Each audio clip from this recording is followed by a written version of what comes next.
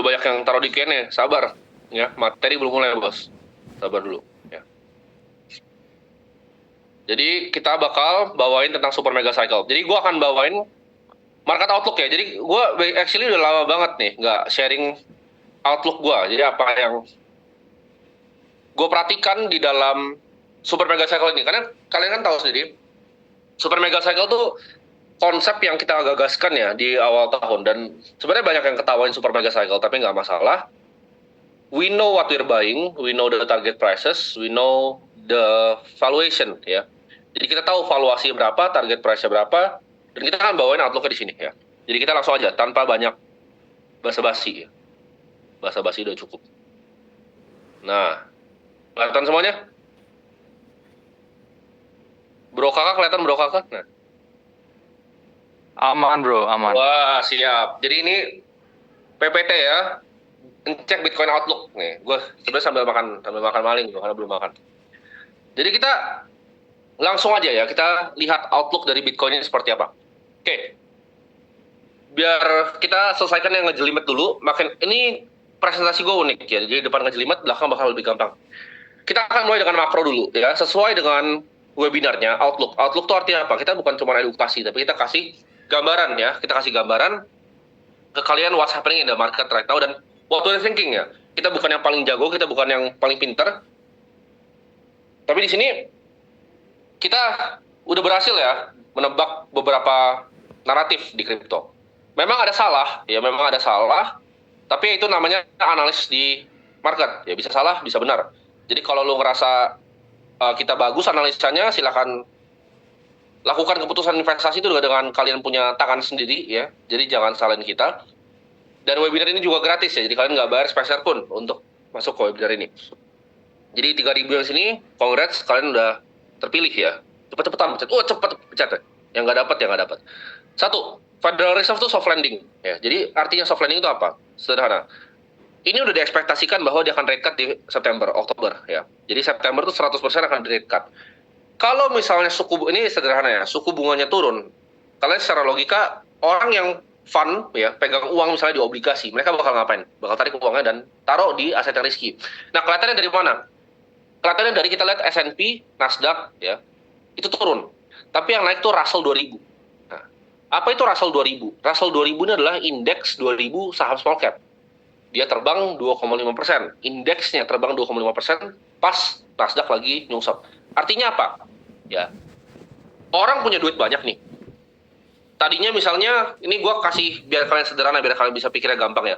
Misal 5% tadi ya. Bunga itu, kalau kalian taruh di treasury misalnya 5%. Misalnya. Ya. Next-nya jadi 4%. Lu malas dong taruh di treasury. Lu cari aset yang lebih beresiko. Nah, itu akibatnya. Kalau misalnya cut rate, small cap naik, crypto naik. Kalian gampangnya gitu. Ya. Interest rate naik, kripto disikat, small cap disikat. Gampang ya. Jadi kita lihat zaman dulu COVID ya kan. Ada yang bilang, kenapa zaman dulu orang tuh bakar-bakar duit ya di startup? Kalian harus pahamin makro, makanya penting untuk paham makro. Makanya ini kita sebutnya outlook ya. Jadi kalian akan belajar tuh banyak, holistik. Kenapa VC waktu itu marak gitu? Oh, bakar-bakar duit gitu. Belum dapat uang aja perusahaannya sudah dibakar. Ya. Baik di Indo, VC Indo maupun VC luar, maupun VC kripto. Kenapa? Jawabannya karena interest rate 0. Ya. Jadi lu taruh di treasury lu dapat 0. Ya orang nggak ada yang taruh dong di treasury. Orang semua taruh di aset yang paling risky kalau 0%. Jadi dia makin naik, aset risky makin turun. Karena ngapain gua resikoin gitu. Kayak misalnya lu dikasih bunga bank nih, lu dikasih bunga bank fix 10%. Lu pasti males taruh di aneh-aneh. Karena ini udah 10%, udah fix gitu. Tapi karena bunga bank itu 3%, lu harus cari yang di atas dari 3%. Paham ya? Jadi otomatis dengan kita lihat di sini ya, ini equal weight S&P 500 beating its cap weighted peers for third straight week ya. Selama 3 minggu ya, ini udah rotasi. Jadi namanya sektor tuh ada rotation ya, sektor rotation ya. Dia bisa naik, dia bisa turun ya. Dan jadi kita lihat large cap itu naik kemarin, Nvidia terbang, bisa turun. Nah, kalian pasti mikir, lah ini kan traditional finance, tapi apa hubungannya sama kripto ya kan? Nah, ini yang orang-orang kripto doang, kripto native itu nggak punya pemikiran holistik. Dampaknya apa? Otomatis kalau small cap yang diburu, dia cari aset yang lebih risky lagi. Ya. Jadi mungkin gini, misalnya portofolio. Oke, 50% kita big cap. Kita besarin sekarang, small cap-nya 40%. Nah, sekarang kriptonya 10%. Paham gak ya? Jadi, kriptonya tuh dari tadi misalnya 2% jadi 10% sekarang. Alokasi di fund-nya. Nah, ini yang bikin nanti harganya akan naik dan terbukti naik kan sekarang. Kenapa? Karena S&P-nya turun dan dirotasi ke small cap. Jadi ini tuh kayak air terjun. Kalau nggak kayak air terjun. Dari paling atas ya tadinya misalnya mereka taruh di treasury, udah pindah yang lebih risky, S&P, turun lagi, Russell ke crypto gitu. Jadi ini kayak waterfall ya. Ini basically gue jelasin makro ya. Kalau kalian belajar di sekolah lumayan kompleks, tapi gue coba jelaskan dengan cara sederhana. Nah, ini pertanyaannya kan, kenapa April sampai Juli itu kalian merasa semua kalian kayak lagi di apa ya itu? Gue tadi mau sebutnya bahasa kasar, tapi bahasa halusnya apa? Di disulitkan ya, disulitkan ya. Tadi gue mau pakai kata yang jelek. Kenapa April sama Juli itu market crypto itu sulit? Sederhana. Where is the money? Ya, kalian tanya itu. Ya. Jadi kalau kalian pikir, oke, Bitcoin tuh ke atas, ke bawah, ke kiri kanan, ke atas, ke bawah, ke kiri kanan. Kenapa? There is money, oke? Karena Bitcoin sederhana, supply and demand, supply and demand. Nah, ini iShares ya, ini data dari Bloomberg. BlackRock Bitcoin Fund itu raking money, ya. Lihat ya, Januari, Februari, Maret. Jadi, lu kalau mau dikasih data, bla bla bla, beli beli beli, blue blue blue, itu semua nggak ada gunanya, ya. Kenapa stagnan? Intinya uangnya lu lihat di sini, ya. Funds flow-nya. That's it. Ya. Price action tidak akan pernah terjadi kalau nggak ada uang yang masuk duluan. Jadi, pas gue melihat seperti ini, di Mei turun, gue kayak, waduh, ini Juli pasti turun nih. Ya. Juli udah naik, nah ini mungkin dia akan naik lagi nih, ya, Agustus, September. Feeling gue di September nih ya, kata kuncinya di September. Ya. Karena ini sederhana, oh Januari, Februari, Maret, euforik semua orang, wow, kripto. Dia April, sekarang kita lihat aja ya, di sosial media, kripto tuh udah basi. Kenapa? Karena funds-nya nggak flow. Kalau lu nggak punya smart money yang masuk, ya, retail tuh digelepak kayak itu kabur semua. Mereka kayak ini, lemmings. Kalau kalian tahu binatang namanya lemmings, dia itu jalan rame-rame, ya kan, sampai ke jurang, terjun semua. Sedangkan kalau fund besar, ya, jadi yang alokasi ini fund besar. Jadi misalnya dia punya fund 100 billion, dia akan alokasi 1 billion di IBIT-nya BlackRock, seperti itu cara mainnya. Ya, fund dia 10 billion, dialokasi 100 juta dolar. Nah, makanya gue bilang, ini kan banyak yang bilang ETH nggak akan works kan ETF-nya. Gue bisa bantah di sini, kenapa? Karena gue lihat datanya dari Bitcoin. Funds itu bukan kayak, oh kita 100% ya taruh di Bitcoin, enggak. Funds itu cara kerjanya gini, kita diversifikasinya kemana. Jadi kalau ada ETF ETH, pasti kecipratan flow-nya. Ini 100%. ETH pasti kecipratan flow-nya. Ini pasti balik ke 4.000, ya. Gue tahu nih, kan banyak yang iseng-iseng gratisnya potong taruh TikTok. Gue udah bilang ETH di sini 4.000, ya. Pasti ke 4.000. Nah, kapan? Pertanyaannya selalu kapan? Nanti gue akan jawab di belakang ya. Kapan itu gue jawab di belakang. Nah, kalian itu ya, ini gue contoh nih, karena ini ada minuman Aqua di sini, oke? Gue bukan di sponsor Aqua, tapi gue kasih contoh kalian pakai Aqua. Lu suka belanja di toko, lu suka belanja kok, misalnya gue nggak tahu ya harga berapa, misalnya harganya 3.000. Kalau harganya jadi 2.000, kok lu berteriak? Lu kan suka beli Aqua, ini buat minum. Kenapa lu marah gitu? Kalau misalnya Aqua ini jadi 2.000. Itu yang kan terjadi di market kripto kan? Lu dikasih 74.000 nih, ya kan? Dia turun, ya. Dia turun. Itu ada kalimat salah tuh mukanya, mantap. Oh, hilang lagi dia. Lu dikasih 74.000 ke 55.000. Tapi lu ngerasa kayak, aduh, please, Bitcoin balik aja ke nilai beli gua. Balik aja ke 74.000 akan gua jual. Lu nggak bilang itu kan di Aqua. Please, balik aja ke 3.000. Please, gitu. Ya lu beli aja pas 2.000. Ya. Jadi ini adalah cycle-nya. Optimisme, ya, euforia, denial, fear, pesimisme, bear market, teriak. Nah, kita balik ke slide-nya. Ya. Nah, ini kalian bisa sambungin nggak slide-nya antara ini? Ya. Kenapa ini stagnan? Kenapa begini slide-nya? Sebentar. Slide-nya rusak nih. Sabar ya. Oh, oke. Zoom-nya error. Kita coba share sekali lagi. Nah. Iya. Udah ya. Jadi ini cycle ya. Ini selalu terjadi karena kenapa? Ini psikologi ya. Psikologi orang tuh sulit ya. Menurut itu sulit untuk berpikir secara rasional, mereka sulit. Nah, gimana caranya market works? Oke, gue akan jelaskan, kan tadi gue bilang awalnya makro ngejelimet, waterfallan, sekarang kita akan ngomong tentang yang gampang, yang kalian bisa cerna, ya, yang IQ kalian bisa cerna. Lu itu tetanggaan ya, ini ada tetangga, ada yang si merah yang gede nih, lihat nih, gue kelihatan kursornya, merah yang gede, ya kan, merah yang kecil, yang putih, ini by the way gue gambar sendiri ya pakai ChatGPT. Sama itu yang biru atap ya, lihat ya. Ada 4 nih ya, anggaplah 4. Yang kanan lu gak usah pikir karena dia generate sendiri. 4 ini ya, anggap mereka punya sawah masing-masing. Lu lihat yang di belakang rumah itu sawahnya mereka ya. 3 lah biar gampang. Ini yang merah anggap 1 rumah gitu. Mereka punya 3 sawah yang berbeda. Ya. Tapi yang mereka sawah itu kan pasti ada harganya. Ya, misalnya harganya 100.000 ya. Sawah putih itu 100.000, sawah yang biru itu 100.000, sawah yang merah itu misalnya 200.000. Tapi yang putih ini brengsek orangnya. Dia datang ke merah, dia bilang, gue beli dong sawah lu 120.000. Dia datang lagi besoknya, dia bilang lagi ke biru, gue beli dong sawah lu 50.000.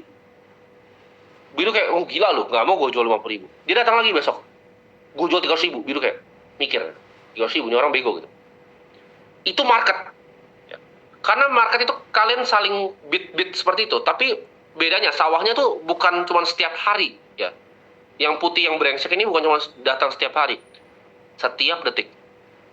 Oh, Bitcoin 55.000. Oh, Bitcoin 65.000. Oh, Bitcoin 68.700. Oh, Bitcoin 74.000. Lu kalau mau coba timing tetep nggak akan dapat ya. Lu bullshit, lu mau bilang bisa, lu udah jadi orang paling kaya di dunia. Nobody can fucking time the market. Ya, jadi market itu persis seperti farmer yang gue gambarkan di sini dengan AI. Lu lama-lama lu nggak akan mau dengerin ya, lu nggak akan mau dengerin yang putih. Kenapa? Karena dia berisik gitu. Kalau lu kasih ini beda-beda harganya, tapi kalau si putih tiba-tiba bilang gue mau beli dong sawah lu 1 juta ya udah jual, paham? Ya, kalian nangkap di situ. Dan kalau putih misalnya mau ngejual sawahnya buat 30.000 ya lu beli semua 30.000 gitu. Kenapa lu malah lari? Itu psikologi manusia gitu. Ya, sederhana. Ini dia konsep sawahnya, margin of safety. Ya, jadi intrinsic value dari sebuah aset itu ada gap namanya margin of safety. Nah, jadi gini, anggap lu punya truk ya, lu punya truk itu misalnya 90 kilo. Truk lu 90 kilo, di depan ada jembatan bilang maksimal 95 kilo. Lu berani nyebrang nggak? Itu pertanyaan gue, sederhana. Gue yakin di sini banyak pemberani yang bilang berani. Karena dia, oke, gue percaya sama engineer-nya. Karena engineer-nya pasti taruh margin of safety lagi, ya kan? Gue nggak bakal nyebrang, ya. Jembatan maksimal 95 kilo, truk gue 90, gue nyebrang itu orang idiot itu namanya. Ya. Tapi kalau truk gue itu 30 kilo, gue seberang anytime of the day. 50 gue seberang anytime of the day. Jembatannya misalnya maksimal 100 ya. Truknya itu 50. Jembatannya maksimal 100 kilo, truknya 50. Mau nyebrang nggak lo? Gue tanya lagi, kalau 47, mau nyebrang nggak? Ada bedanya nggak 47 sama 50? Dalam pemikiran lu nyebrang jembatan. Ada bedanya nggak 50 sampai 67? Dalam lu nyebrang. Ada bedanya nggak 67 sama 68 400? Nah, kalian sadar, gue nggak lagi ngomongin truk sama jembatan, gue lagi ngomongin Bitcoin. Kalau truk kalian ngerti, tapi kalau Bitcoin kalian goblok gitu. Makanya kalian ketinggalan. Mungkin ada yang ikut webinar ini, waduh, pas kemarin 55.000, cari timing 49.000. Gue udah bilang itu bukan double top. Ya. What if itu double top? 40.000, yo wes gue seberang bos. Jembatannya pasti gue seberang. Ya. Jadi lu jangan pikir dalam berinvestasi itu perlu IQ yang tinggi. Enggak, gue jelasin tadi sederhana. Lu nyebrang pakai truk aja lu bisa pikir pakai logika. Tapi lu kalau masa urusan Bitcoin, lu kayak cari-cari gitu loh. Selisih 2, 3 gitu. 49 kilo ke 46 kilo ya. Tapi kan jembatannya 100 kilo. Gitu. Gak masuk akal tuh, gak make sense. Nah ini, lu tuh gak bisa tahu ya kapan. Tapi lu bisa punya buy zone namanya. Jadi Buffett selalu bilang, what bukan when. Ya. Ini very famous, jadi teori ini dibikin sama Benjamin Graham. Benjamin Graham bilang, yang bilang when, itu biasanya nggak tahu apa yang dia omongin. Tapi yang bilang what, itu nggak peduli when-nya kapan. Ngerti nggak? Gue dan Bro Kakak sudah tahu Bitcoin akan ke 88.000. Ya. That's it, we know. Margin of safety Bitcoin ke 88.000. When? I don't know. September? Bisa. Oktober? Bisa. Tahun depan? Bisa. Tapi gue tau pasti ke sana. Gitu. Nah, fear is the time to buy. Ya, lu bayangin aja, lu kalau lu suka beli Bitcoin, lu beli Bitcoin tuh kayak lu beli di supermarket ya. Gue bilang tadi, lu kalau suka aqua di supermarket, ketika harganya murah, lu beli lagi ya. Ketika lu suka apa? Ini ada banyak nih, nugget, maling ya, cocok dalam supermarket. Itu ya lebih murah. Lebih murah, lebih bahagia. Kenapa di aset orang bilang kalau murah tuh, oh tunggu nanti lebih murah lagi ya, beli bos.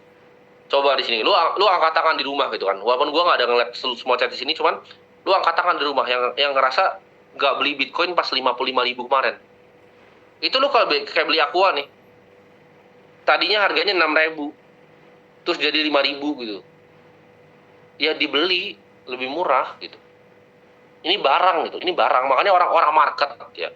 Ini bedanya gua kan traditional finance. Orang traditional finance itu jago sekali di kripto akhirnya. Kenapa? Karena orang kripto itu rata-rata ya, sorry itu saya bodoh banget gitu. Cara mereka pikir tuh terbelakang. Orang traditional finance kalau lihat ya, kayak Pantera Capital, mereka belinya pakai margin of safety belinya. Pantera itu traditional finance. Semua hedge fund kripto itu traditional finance. Tidak ada yang native kripto. Ya. Yang meledak pun Triaros itu juga dulu traditional finance. Kenapa? Karena kita punya gambaran yang lebih holistik dibanding crypto native people. Crypto native lihat turun dia turun. Berteriak turun. Traditional finance enggak. Ya. Karena kita lihatnya kayak belanja. Kita sebutnya bahkan barang. Kayak saham itu barang gitu, sebutnya barang. Jadi kita nggak pernah ngomong, oh saham ini, barang ini apa gimana. Gitu. Waduh, dia udah skip banyak banget ya tadi kepencet-pencet. Nah, ini adalah titik buy-nya seller by the way. Kalian tahu kan average dia itu berapa? Ini kelihatannya kayak orang, nih, kalian perhatiin deh. Di Februari 2021 orang pada kira dia orang tolol beli di top ya. Di Desember 2021 orang juga katanya orang tolol beli di top. Di Februari 2024 itu di Twitter juga ramai dikatain dia tolol beli di situ. Tapi apa yang terjadi bang seller? Lihat sekarang, dia hartanya orang paling kaya di kripto nomor 4. Kenapa? Because he know the margin of safety. Ya, ini bedanya pemain traditional finance sama pemain kripto. Sailor tuh punya perusahaan publik, jadi he knows how to play the game. The game adalah margin of safety. Buat dia punya valuasi sendiri yang kemarin dia share. Valuasi dia gila, gue nggak mau ikutin. Dia gila, gue punya valuasi gue sendiri. Sailor valuasinya bisa 3 juta lebih per koin. Dia nggak peduli mau koinnya 100.000, 200.000, 240, balik ke 80, dia nggak peduli. Lu lihat deh cara dia beli. Orang bilang ini, oh ini mah cuma ngasal beli. Enggak, ini namanya pakai margin of safety dan deploy cash yang benar. Dia itu cari volatilitas di dalam saham MSTR-nya. Karena ketika strike price option secepat naik turun, dia dapat utang murah. Itu kan nggak sampai pikiran di situ. Itu yang dia pakai untuk tembak-tembakin di setiap titik ini. Titik yang warna hijau kalian lihat sini. Dan hasilnya apa? Very good portfolionya. Sama seperti borong Bitcoin gua. Gua outperform mungkin kalian semua di sini dengan borong Bitcoin. Kalau ada yang bilang, oh gue kalian borong Bitcoin lu mana? Buka portofolio selama setahun, drop di tanggal yang sama, belinya kalian terserah. Ayo, gue challenge. Buktiin dan kasih ke gue hasilnya. Ya. Jawabannya nggak ada yang bisa. Karena gue pakai konsep margin of safety. Gue tau Bitcoin 88.000. Anything below that, gue nyebrang. Nah, it's not about the when, it's about the what. Gue udah sebutin tadi. Bukan when, tapi what. Lu lihat nih, ini artikel nih disebutin sama kayak apa, Christine Lagarde ya, gue gak peduli namanya. My very humble assessment that it is worth nothing, ya. Kenapa? Harganya 29.408. Di ujung, ini scatter plot dari semua berita-berita yang ngecoba take down Bitcoin. 29.408, dia bilang, it is worth nothing. There's no underlying asset. Lu bisa bayangin nggak? Katanya nggak ada underlying asset. Tapi sekarang 68.000, bos. Gue beli, pasti bacot ngomong ini. Ya, si Christine Lagarde ini bikin artikel budget, makanya ya, kebanyakan jurnalis di kripto atau ya komentator, gue sebutnya komentator karena mereka bukan pelaku pasar, tidak ada portofolio, kerjanya cuma endorse, itu bukan pelaku pasar ya. Kalau pelaku pasar itu nggak ada endorse. Pelaku pasar itu nggak perlu endorse, karena kita make money in the market. Next. Waduh, ini slide-nya kenapa begini? Wah, oke. Ini adalah chart linear dari IDR Bitcoin. 1,5 Bitcoin tuh inevitable ya. Ini kalian catat tanggalnya ya. Di saat ini. Salah lagi tanggalnya gue. tadi gue bikin slide ini. Jadi gue bikin slide ini buat kalian yang penasaran ya, kayak orang Aceh tuh bikin materi tuh kayak gimana sih? Gue sama kakak ya, ini lu bisa confirm ke bro kakak ya, nanti dia akan confirm di talk dia. Gue bikin slide ini nggak ada 10 menit. Karena gue pas terbang dari Singapura sini, gue udah pikirin di otak terus buat masukin. Jadi salah tanggalnya, mohon maaf ya. Tapi Bitcoin 1,5 miliar itu udah inevitable menurut gue dalam rupiah. Balik lagi, kita pakai truk sama jembatan. Jembatannya 1,5 M, truknya 1 M. Beli nggak? Belilah. Lu nggak beli, terserah lu gitu. Nah, ini dia. Ini hal penting di dalam investasi. The most important thing when you find yourself in a hole is to stop digging. Pernah nggak kalian beli aset, terus kalian average, please. Kayak kalian beli kaos, ini anggap ini kaos kaki ya, lebih gampang ya. Lu beli kaos kaki ya dari 100.000, terus harganya sekarang diskon ke 50.000. Terus lu, please, yang penting balik ke 100 aja gue jual semua, please. Gitu. Itu lu gali lubangnya tambah dalam lagi lubang. Ya. Lu udah masuk ke lubang, stop fucking digging. Jangan digali. Karena lu udah masuk lubang nih, lu gali lubangnya, lu tambah dalam. Ya, udah keluar di lubang. Nah, berapa valuation di Bitcoin? Ini pertanyaan semua orang, pertanyaan sejuta umat. Jadi ini Schrodinger's model ya. Jadi dari model ini 153.860 ya. Tapi gue pribadi sebenarnya aiming di sekitar 120 dan 130.000. Jadi value dalam 30 years yang gue bilang itu selalu 1 juta. Ya, ini sebenarnya bear case ya. Kalau bear case-nya seller 3 juta, dia terlalu gila lah gitu. Tapi kita let's say 153.000 aja. Konservatif kita potong lagi deh, kita ekstrim konservatif di 120.000 angkanya. Dan sekarang itu masih 68.700. Orang tanya, beli sekarang atau enggak? Beli gua. Ya. Apakah ini ajakan jual dan beli? Bukan, gua yang beli, bukan lu ya. Jadi jangan bilang, "Oh, gua beli Bitcoin rugi karena Timothy." Guanya untung terus kok borong Bitcoin, kok lu bisa rugi di sana? Ya kan? Kalau gua borong Bitcoin untung terus, lu yang rugi, lu yang goblok siapa gitu. Lu salah logikanya di mana ya kan? Ini dia, ya metodologi valuasinya gimana pakai Schrodinger itu mirip sama namanya Black-Scholes ya.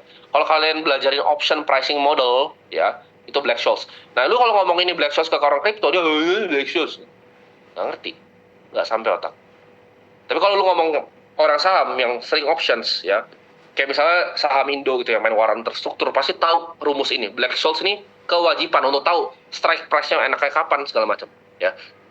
Basically ini nanti kalau gue jelasin ini mungkin di dalam Aceh, karena it's too ngejelimet ya buat kalian-kalian yang di sini. Tapi intinya dengan Schrodinger's model itu kenapa ini rusak terus tadi? Policy segitu. Oke, segitu gue bahas. Ini bagiannya kakak tapi gue mau bahas sedikit. ETH Bitcoin tuh last 672 days itu gue mau ngomong kata nggak enak aja tadi. Kena bantai kayak itu, lebih enak. Kena bantai. Ya, jadi ETH sama Bitcoin 672 hari itu kena bantai. Akibatnya apa? Orang nyerah. Kenapa? Karena orang ngerasa, oh Bitcoin itu udah kemahalan ya. Gue bisa kaya dari altcoin. Betul. Ya, betul sekali. Lu bisa kemungkinan kaya lebih tinggi dari altcoin dibanding dari Bitcoin. Tapi ada tetapinya. Susah cari altcoin. Ya. Susah sekali cari altcoin. Gue pun ada beberapa yang rugi. Ya. Ruginya dalam, ada. Gue pun rugi gitu. Portofolio gue kemarin tuh drawdown 28,5%. Tapi per hari ini udah balik semua. Kenapa? Karena gue konsisten dengan strategi gue.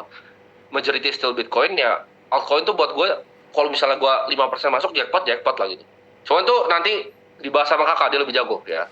Karena gue tuh lebih fokus di Bitcoin. Tapi apakah, masa cuman beli kelas, cuman beli buat ngajar Bitcoin? Itu kan kata-kata orang bego ya. Lu Black-Scholes-nya kagak ngerti, ya masih banyak banget gitu. Jangan sombong gitu, jangan ngerasa lu udah ngerti semuanya gitu. Jadi kayak Bitcoin tuh, pembelian Bitcoin sederhana. Kok porto lu kalah sama borong Bitcoin gua, cek gitu. Itu kan jawabannya, ya. Jadi terbukti ya. Ngomong tuh terbukti. Nah, ini kantor gua ya. Ini kantor gua, meja kantor gua. Meja kantor gua tuh di belakang ada gambar. Nah, gambar ini yang dipakai nanti ya. Jadi kantor itu lagi on progress. Ini bakal dipakai untuk pengingat semua orang yang masuk ke kantor gua. Ya, yang oranye itu Bitcoin dan semua yang lain itu altcoin yang lain. 90% ini data ya, scatter plot datanya. Itu tapi dijadiin lukisan scatter plot data. 90% dari altcoin itu akan sampai ke nol. Zero, it will go to nothing. Jadi kalau lu ngerasa lu jago bisa cari 10%-nya, silakan mancing. Tapi kalau lu nggak jago, silakan nabung di Bitcoin. Ya. Gue paling benci orang bilang kalau Aceh itu FOMO, FOMO, FOMO, FOMO. Kita itu ngajarin edukasi begini, kita kasih gratis ke lu. Ya. Kenapa ada yang bilang begitu? Kenapa? Karena mereka itu kerjanya begitu. Ya, ngemeng, nggak pernah ada hasilnya. Kalau gue jelas, gue bikin borong Bitcoin, gue beli Bitcoin pun gue taruh di Instagram. Ya, 18.000 gue beli. Ntar bilang, oh pas hijau muncul, merah gue muncul, terbalik gue muncul. Ya, udah lama gue di sini. Selalu muncul, yang muncul pas hijau, ya silakan, gue nggak apa-apa gitu. Gue nggak pernah permasalahin kok. Cuman yang gue permasalahin ini aja. Lu itu kalau misalnya ngajari orang, ya ngajari misalnya apalah murid-murid lu itu gitu. Punya proof, walk the fucking talk, ya, walk the talk. Lu harus jadi orang yang walk the talk. Nah, pertanyaannya are you smart enough? Karena itu Bitcoin itu is like a big black hole ya.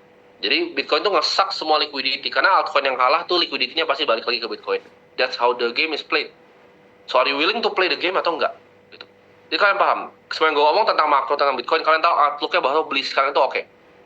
Tapi pertanyaan apakah itu memuaskan kalau misalnya kalian modalnya tidak sebesar gua? Jawabannya, gua pribadi I would hunt for altcoin. Gue itu ngomong begini karena gue di size yang gue begini gitu. Jadi tapi kalau kalian mau pikir size yang lebih kecil, mungkin strategi gue cuma margin of safety-nya tipis, ya kan? Itu kurang bagus. Lebih bagus tuh cari truk yang sekilo, tapi jembatannya 100 kilo. Nah itu asik tuh. Nah itu kali masada aja, jangan gue. Nah, the best investment you can make is always in yourself ya. The more you learn, the more you earn. Jadi itu yang kita ajarin di Akademi Kripto. Kita tambahin basically modul baru ya. Tapi nanti kita akan, bukan kita sih, kita udah tambahin ya, bukan akan. Jadi kita udah tambahin modul-modul kayak personal finance, behavioral finance ya, cara Excel modeling ya. Lu masuk ke dalam Excel modeling kita itu lu bisa sampai jadi financial analyst ya. Tentang banking semua kita juga ada di dalam ya. Kripto tuh cuman kayak sprinkle bumbunya, tapi modulnya banyak di dalam. Nah, jadi 500 lebih, ribuan sih sebenarnya. Kita teach fundamentals-nya, basically. Gimana sih caranya kalian mau belajar ya? Teknologi Bitcoin itu apa? Ada bilang, oh tapi beli kelas belajar Bitcoin, lu ngerti nggak? Base 58, ya. Encodingnya, ngerti nggak? Nggak kan? Nah, belajar. Masih jauh, ya. Lu masih banyak sekali ya ilmu yang lu belum tahu tentang Bitcoin. Ya, Bitcoinnya huge, apalagi kripto yang lain, ngatur keuangan dan lain-lain. Nah, kita juga ada interaktif live session sebenarnya seperti ini, tapi banyak kan bro kakak yang ngajarin kuliah kripto, fundamental, margin call, and stuff. Dan nah, kita juga kasih research ya, level institusi. Nah, kalian silakan cek sendiri aja nanti. Dan kita, ini yang menurut gue sebenarnya paling valuable ya. Karena orang bilang kan, oh ini mungkin mahal, gitu kan. Iya, tapi yang lu dapetin di sini ya, ini kan pikiran gue gitu. Orang yang punya aset ke kita itu belum tentu mau sharing pikirannya ke kalian. Kenapa kita mau share pikiran kita ke kalian? Karena ini adalah komunitas yang kita bangun di sini. Ya.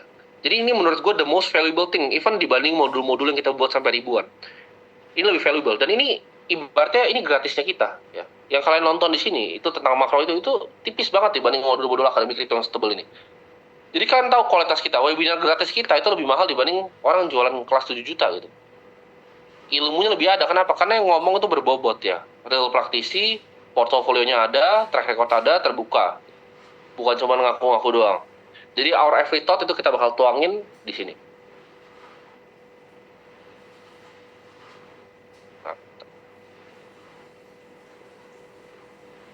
Nah, ini dia. Ya, jadi buat yang mau belajar ya.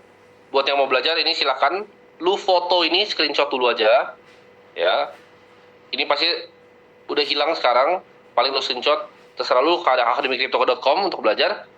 Nah, kita akan lanjut ke sesi selanjutnya. Bro kakak, boleh silakan bro kakak.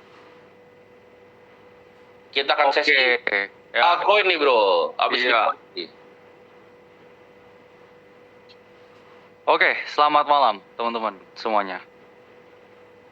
Ini saya pegang HP baru ya, mau pesan terang bulan ya.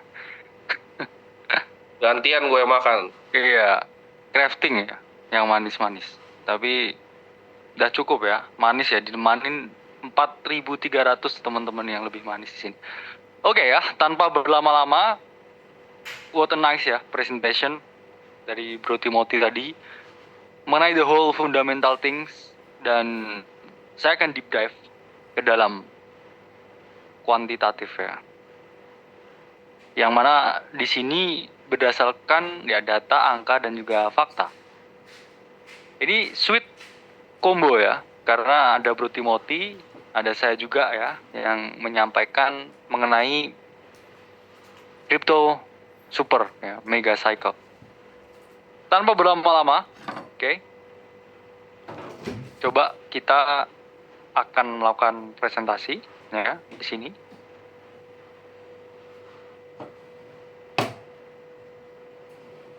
Nah, bedanya ini ya. Kalau saya selalu ready ya, always been ready. Kalau Bro Timothy enggak ya. Jadi 10 menit mau tampil ya, baru buat ya. Kalau saya 10 hari sebelumnya saya buat. Karena practice makes perfect ya. Dan selain itu karena data yang saya sajikan bersifat angka ya itu tadi. Jadi butuh waktu buat memprosesnya. Karena ini sifatnya angka, akan selalu ada perubahan setiap hari.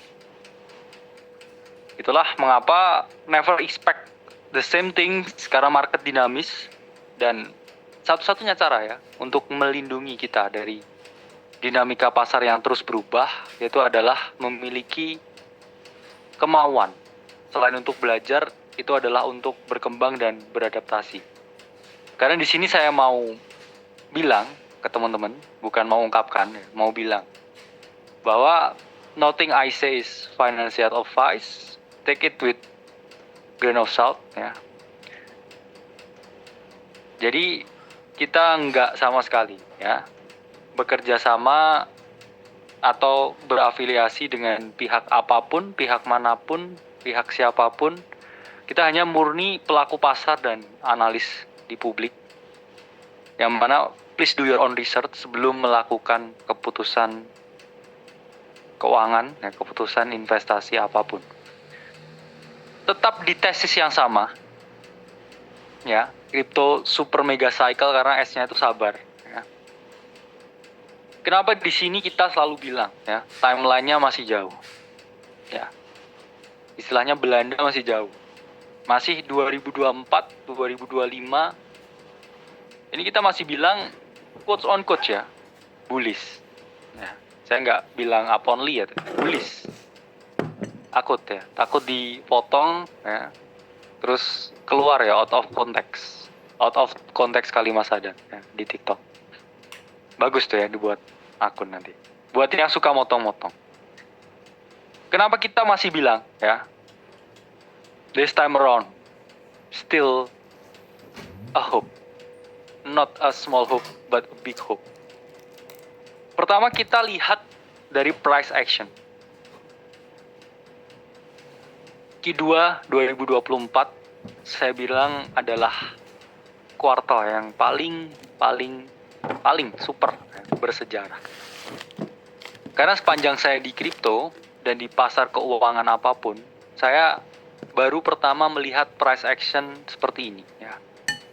High time frame consolidation yang mana saya bilang memakan banyak sekali korban.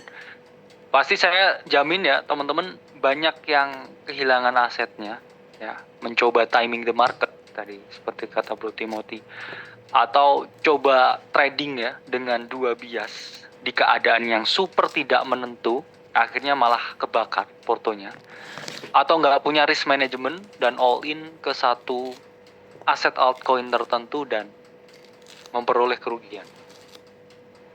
Karena this is for the first time ya in forever ada monthly chart yang mana modelnya seperti barcode ya. Apa itu maksudnya? Bullish, bearish, bullish, bearish, bullish, bearish, dan itu menggerus psikologis ya, menggerus ya atensi, menggerus kita punya kesabaran ya, menggerus kita punya atensi. Akhirnya semua city dalam dan luar negeri sangat-sangat sepi. Karena kita udah tergerus dengan atensi yang begitu lama untuk melihat ini market arahnya kemana. Karena every single time di past history Bitcoin, price action wise, setiap kali dalam higher time frame, monthly, itu ada bearish candle, we see a big massive correction, ya. Red candle di monthly, massive correction. Red candle di monthly, massive correction. Red candle di monthly ya massive correction. Ya, ini juga red candle monthly massive correction. Ini beda case-nya ya, agak lain. Ya, kenapa? Di sini dia naik ya, turun, naik, turun. Ini mau naik lagi. Dan ini kalau kita lihat ya technical wise, kita sebenarnya retest secara sempurna ya. As long as kita di atas 60.000, it means kita retest ya previous all time high. Oke. Itu menunjukkan apa?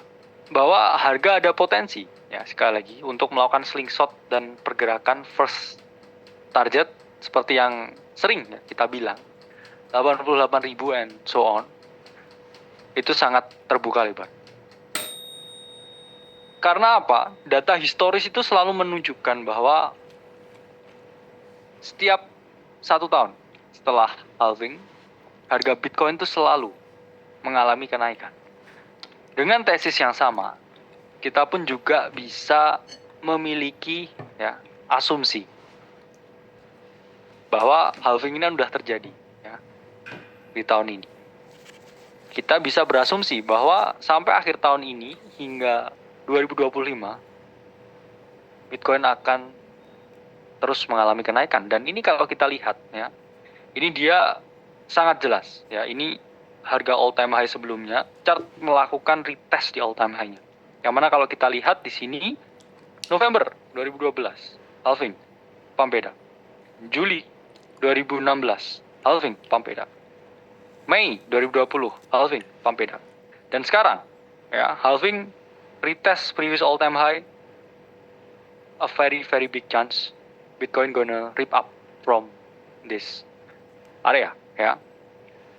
Yang mana pasti akan memberikan ya hal positif ke berbagai aset altcoin lain.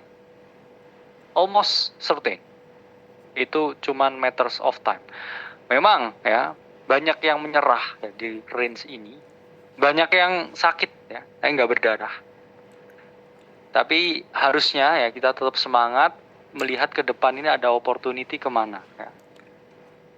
Kemudian ada beberapa ya on-chain data yang saya suka dan kita gunakan untuk melakukan analisa. Ini adalah days since 100% gains. Ini adalah indikator dari Into the Cryptoverse. Every single time, the orange dot flashing, kita bisa melihat kenaikan harga dari Bitcoin. Oke. Flashing up, flashing up, flashing up, flashing up, flashing up, flashing up. Ya. Flashing up, dan ini flashing lagi. It means there is some momentum di algoritma dari indikator ini. Okay, some mathematical formula yang merumuskan ya. There is some big chance market akan mengalami kenaikan, especially Bitcoin. Dan kita juga bisa melihat fakta bahwa memang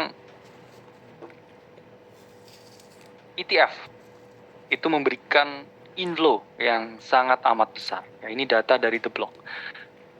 Ini yang kita bilang sebagai institutional demand. Para institusi itu sekarang menginginkan Bitcoin semuanya. Like a piece of cake ya. A very tasty cake. Hampir semua institusi besar itu want a piece of Bitcoin. Dan ETF ini adalah jembatan antara institusi dan retail dan kripto. Ini terbukti memberikan inflow yang sangat amat luar biasa ke Bitcoin. Kenapa? Karena setelah 10 Januari 2024 Bitcoin ETF diperdagangkan, kita hampir naik double untuk Bitcoin. Dengan tesis yang sama, okay, kita juga bisa expect the same thing happens ke dalam yang baru aja ya, di approve ETF-nya dan diperdagangkan ETF-nya, yaitu adalah Ethereum. Nanti akan kita bahas lebih detail mengenai kenapa Ethereum juga memiliki a very very big chance untuk bisa mengikuti jejak ya kakaknya, itu adalah Bitcoin.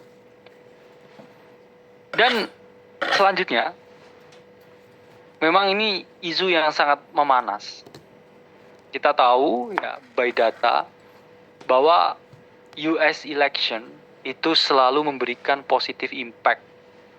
Ya, setahun sebelum election di US, Bitcoin itu selalu mengalami kenaikan by history. Setahun setelahnya itu juga mengalami kenaikan. It means, okay, what's gonna happen will happen. Tapi one thing for sure, crypto punya outlook yang sangat positif, terutama Bitcoin. Dan kedua calon presiden Amerika sama-sama very interest ke crypto. Sebenarnya mereka don't give a damn. Mereka hanya nggak mau mengabaikan, okay, para investor crypto yang ternyata jumlahnya itu sudah sangat besar, ya, udah ratusan juta. Mereka nggak mau abandon these people, karena these people will bring a lot of political power. Ketika mereka endorse ya para pemain kripto, saya bilang bocil kripto, nggak tahu bocilnya bisa voting atau enggak ya. Antara dua kubu ya, merah dan biru, tujuannya satu, yaitu orange, Bitcoin. They both knows ya bahwa to win this election mereka harus sangat terbuka ya dengan adopsi cryptocurrency. Siapapun yang terpilih, it will be very bullish for Bitcoin. Dan sekarang lagi ada Bitcoin conference ya di Nashville. Let's see ya if there is some good news ya, we gonna see. Selanjutnya kita melihat ya big player itu sudah sangat melek ya dengan berbagai aset kripto, berbagai altcoins karena Grayscale, okay, perusahaan investasi di kripto baru saja ya meluncurkan Grayscale Decentralized AI Fund. Kita lihat Nvidia running solo ya, saya bilang anomali.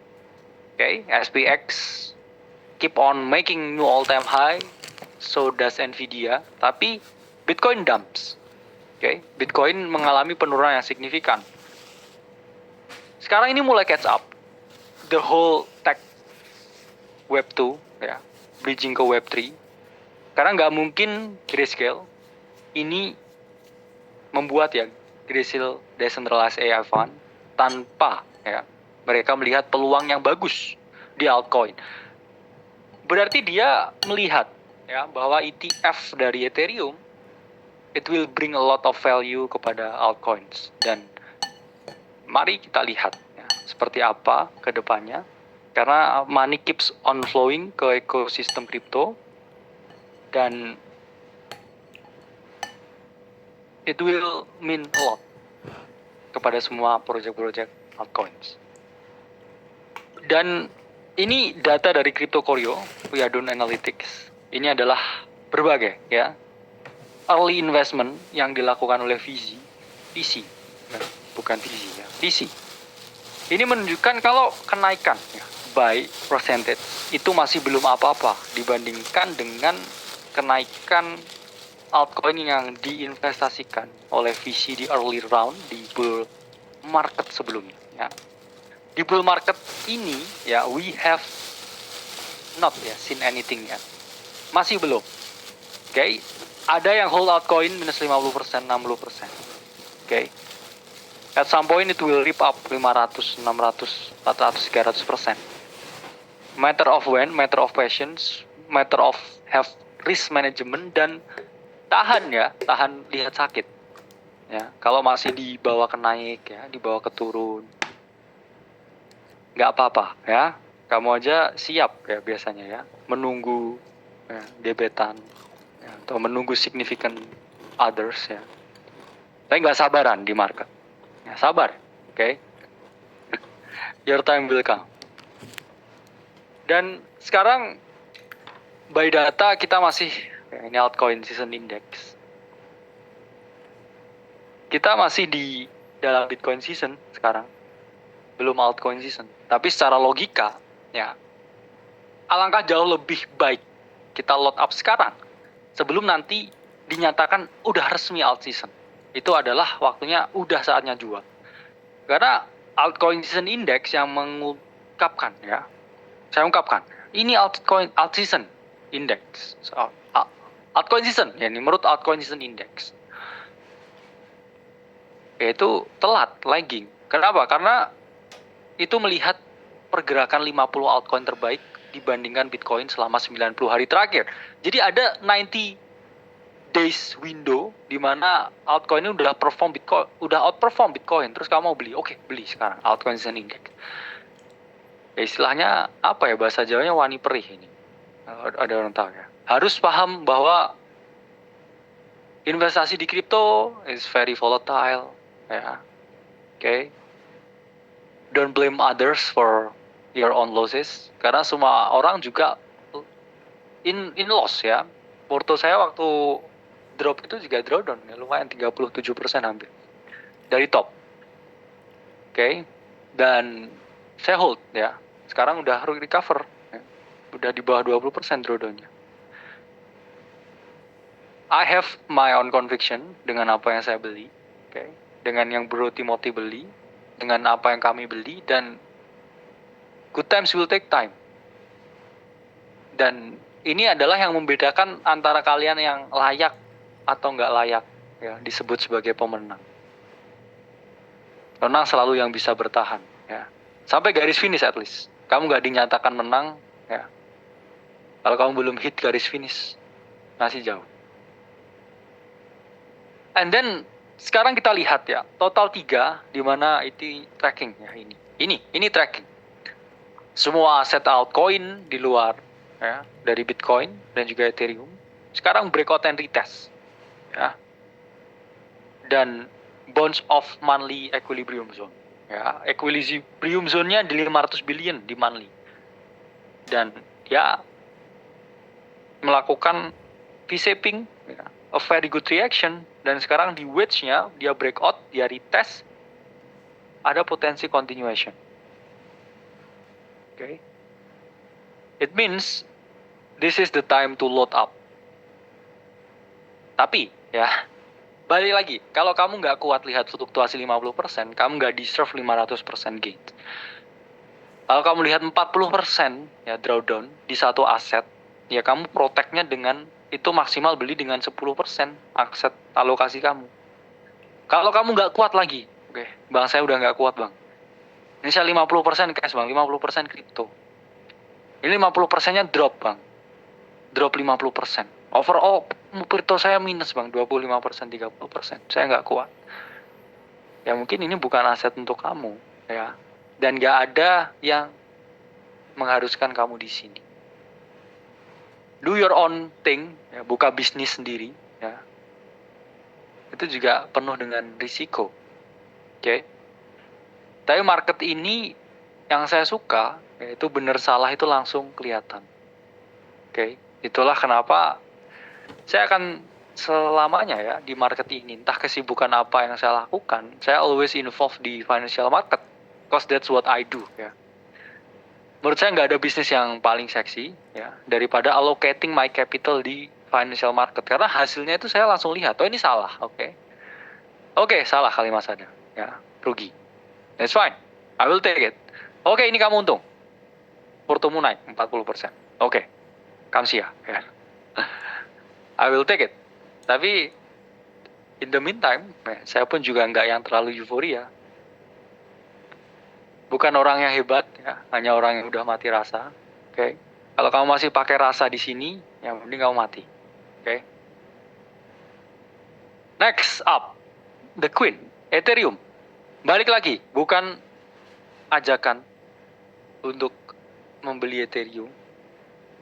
Nggak kenal Vitalik, sumpah ya. Kamu bisa search ya, kontak saya di sini. Ya. Mungkin saya search ya, Vitalik, ya nggak ada. Kalau ada nomor teleponnya Vitalik, saya minta ya. Saya mau kenalan. Karena ini yang sering terjadi ya, dengan potongan, potongan klip, potongan. Di-upload ya, tanpa konteks, ya, seakan-akan ya, kita terafiliasi dan terlibat ya dengan sesuatu ya. Padahal nggak terlibat apa-apa. Ya. Mungkin terlibat ini cinta lokasi ya dengan 6.100 ya member di sini. Member ya, semua member. Let's talk about Ethereum. Banyak yang sangat pesimistik ya. Bilang kalau Ethereum this and that ya, udah ada yang lebih baik. Saatnya beralih, saatnya pindah. Tapi saya lihat technical wise sekarang ada di golden pocket dan equilibrium zone untuk Ethereum. Karena kalau kita lihat by very high time frame ya, dengan zoom out ya, if you in doubt zoom out, Ethereum masih flagging ya, saya bilang nggak flagging ya, tapi dia membuat suatu consolidating zone yang mana targetnya masih jauh. Optimistik tuh sebenarnya sampai 8.500 ya. Kalau kita perpadukan vertikal dan diagonal line. Tapi kayaknya kalau di cycle ini berat. Kalau ke target tersebut. Let's be more realistic. Ya, very big chance ya. Not the financial advice anyway. Dia retest di all time high-nya, oke? Atau ya, dia double ke sini ke 6.000. Itu adalah konservatif dan moderate target untuk cycle ini. Oke. Ini selalu saya tulis ya di bawah sini ya. Not financial advice, do your own research. Dan chart dari Ethereum Bitcoin, ya, ETH-BTC, ada di potensi bouncing. Dia di 0.618-nya. Setelah beratus-ratus hari mengalami penyiksaan, penyisaannya apa? Yaitu adalah Bitcoin yang perform lebih bagus. Ya. Ini seperti bumi dan bulan. Ya. Bulannya lagging. Pasti ada masalah. Tapi namanya lagging itu bukan berarti ditinggalkan. Bukan berarti stopping. Ya. Lagging bukan berarti stopping. There will be time ya ketika Ethereum ini outperforms Bitcoin. Karena memang ada bawang merah ya Solana ya, dengan berbagai teknologi-teknologi baru yang dibangun ya, project altcoin baru dibangun di atas ekosistem Solana. Tapi pertanyaannya, berbagai project yang udah settle dan dilirik ya quotes on quotes oleh smart money besar ini semua parkirnya di Ethereum. Jadi itu yang membuat kenapa Ethereum sangat lagging ya, waiting a very big smart money inflow.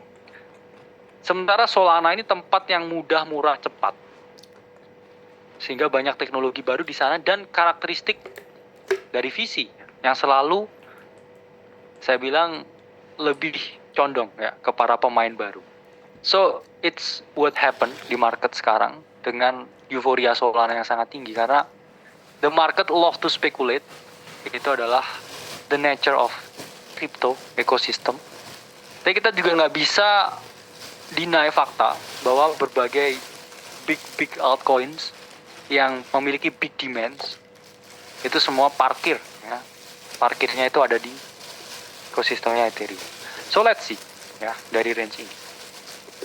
Dan once-nya ya Ethereum juga belum mengalami kenaikan yang signifikan ya. Revenue drop cukup parah. Nah ini data terakhir dari token terminal, hampir 30% ya, 27% to be exact. Jadi sepinya ya, keadaan dan ETF-nya baru diperdagangkan. Berarti masih ada waktu. Ya, masih ada waktu bagi Ethereum buat catching up, ya, the bids. Jangan nunggu rame lagi, jangan nunggu hijau lagi, okay? If you have a big conviction di Ethereum, scaling in bukan merupakan ide yang buruk. Karena kita ada di 3.300-an ya, di low 3.000, masih bisa ke high 3.000, 4.000, 5.000, 6.000, not financial advice, tapi memang faktanya historical data ya yang mendukung. Data, fakta dan angka ya. Kamu bisa berbohong tentang segalanya, tapi kamu tidak bisa merubah data, fakta dan angka yang dipaparkan Khalil Sadar. Ya, tuh. Oke. And Bitcoin ETF launch waktu awal tahun ini itu bring a lot of market momentum. Itulah kenapa Bitcoin hampir naik double, ya. 70-an% setelah ETF launch Bitcoin mengalami kenaikan. Dan sekarang, ya, Ethereum ETF launch, what's gonna happen? Apakah kita juga akan pump 70%? Banyak big analis, saya bilang, yang bilang at least 1/3 dari euforianya atau inflow-nya dari ETF ini akan diserap oleh Ethereum.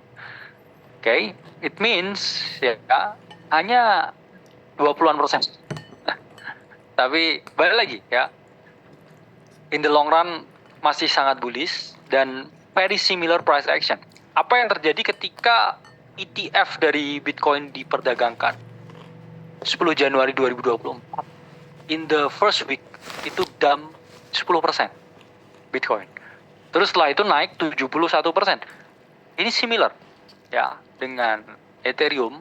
Oke, saya bilang ke teman-teman ya di Aceh bahwa most likely ya saat itu Ethereum itu akan sell the news ketika ETF diperdagangkan, dan terjadi ya. Saya bilang di equilibrium, dan Ethereum setelah diperdagangkan jebret ya, drop 10%. Apakah ini akan menjadi hal yang sama ya, 10% kemudian creeping up seperti yang kita lihat di Bitcoin? Who knows? Tapi data, fakta, dan angka berbicara ya. Dan ini hal yang saya suka ya. Memang Ethereum harganya orang bilang banyak yang nggak kemana-mana. Tapi kalau kita lihat ya data dari Glassnode, jumlah jaringan ya, alamat jaringan Ethereum itu terus mengalami kenaikan yang yang signifikan.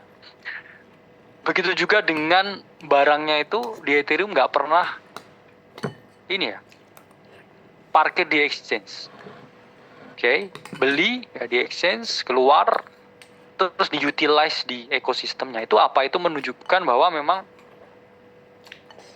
ekosistem dari Ethereum itu is brewing. Kita juga banyak ngomong dengan berbagai developer, terutama di Web3. The only programmable money is Ethereum, karena hampir dicoba semua, dan the best is still Ethereum. Itulah kenapa the big player masih condong ke sini. Ya, Ethereum pun juga punya banyak upgrade yang mana digunakan ya untuk meningkatkan ya efisiensi, terutama kalau kita ngomongin gas fee yang relatively ya, mahal dibandingkan yang lain. Tapi sama seperti semua tempat ya, ada harga ada kualitas. Mungkin itu ya yang dipikir oleh Vitalik, ada harga ada kualitas bro ya. Jadi nggak bisa asal. Oke. Daripada buat chain ya yang nggak bisa apa-apa, ya, mending mahal ya tapi stabil. Itu mungkin pikirannya ya. Karena semua yang ada di ekosistem Ethereum ya, contoh layer 2 ya, itu sangat menunggu, please I'm begging you Ethereum ya. Karena yang terjadi adalah ketika Ethereum mengalami eksplosif ya, move to the upside, semua layer 2 itu juga akan mengalami hal yang sama ya. Dan tentunya ya berbagai token ya di ekosistem Ethereum. Ini yang saya bilang sebelumnya ya, exchange reserve Ethereum terus menurun, menandakan apa? Mereka nggak banyak yang simpan di berbagai checks ya. Beli, lempar keluar buat di-utilize. Beli, lempar keluar ya buat dApps ya. Beli, lempar keluar buat staking and so on. So, in the long run ya, on-chain data says yes ya untuk Ethereum. Lalu ya, sang penantang ya, selingkuhan, bawang merah, Solana ya. Itu yang menjadi pro dan kontra sebenarnya. Kenapa beli Bitcoin itu yang paling aman? Ya karena selalu ada Ethereum killer Solana. Next apa? Ada Solana killer. Nanti ada the next Solana killer ya. The killer of Solana killer ya. Terus ya, itulah altcoin ya. You have to be very adaptive ya, bukan adaptif ya, solutif, inovatif ya, dan nggak punya fixed mindset. Oke. Karena yang saya ungkapkan bisa benar ya, yang saya ungkapkan bisa salah. Di market bukan dewa ya, tapi orang yang terus mencoba Ya. Even saya pun setiap hari selalu belajar. Ya. Semakin belajar semakin nggak ngerti. Ya. Semakin banyak yang harus dicari tahu, harus dipelajari. Saya harap kalian juga melakukan hal yang sama. Ya. Never satisfy dengan sesuatu yang kalian miliki saat ini. Ya. Terutama hal yang bisa diimprove. Ilmu pun juga bisa diimprove. Oke? Apakah Solana udah have had enough di cycle ini? Atau memiliki chance untuk berkembang? Ya, pertama kita lihat ya price action wise ya, Ethereum masih lagging nih ya di sini. Solana udah jalan duluan. Ya. Mungkin ini ya. Slogannya Solana nih ya, cocok nggak cocok jalanin dulu ya, mungkin. Karena yang terjadi Solana jalan duluan ya, Ethereum ditinggal. Saya bilang itu tadi ya, lebih cepat, lebih murah. Oke. Kualitas nggak tahu ya. Karena awal tahun kemarin juga mati juga ya. Kualitas nggak tahu. Jadi price action wise ya, ini lebih baik dari Solana.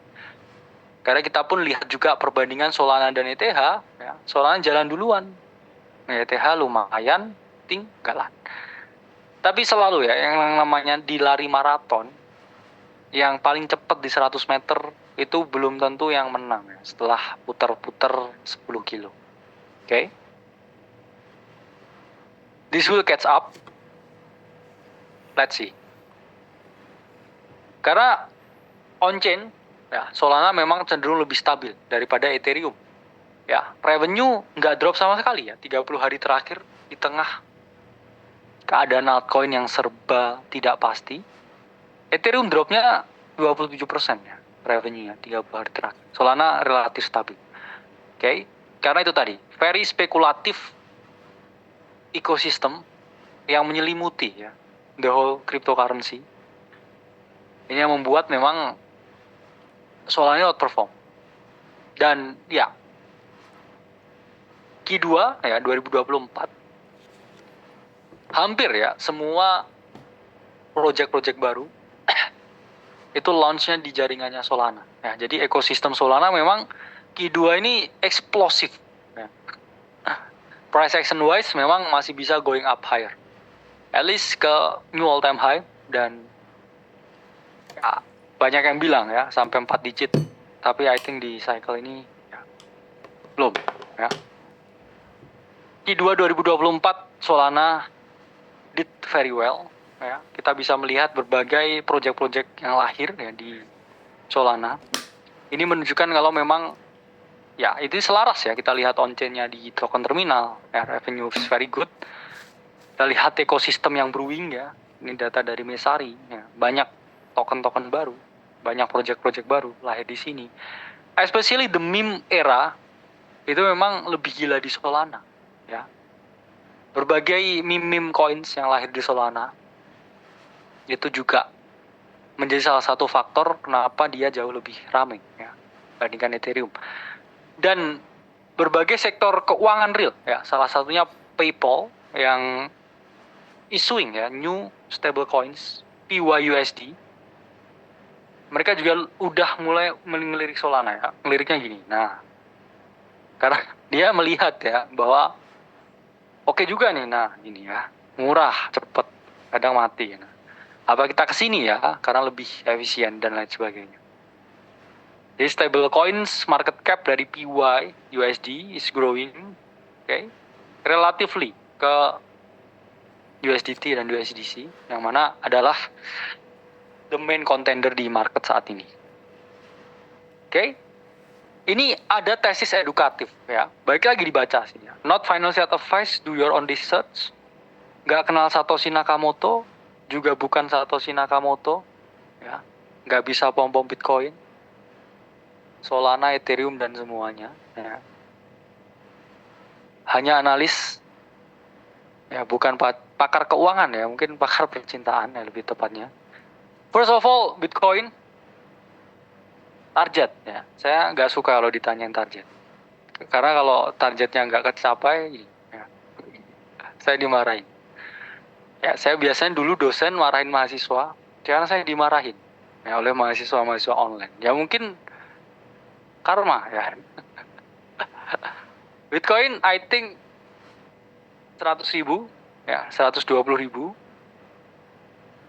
pasti ya. Nggak tahu kapan ya, tapi pasti.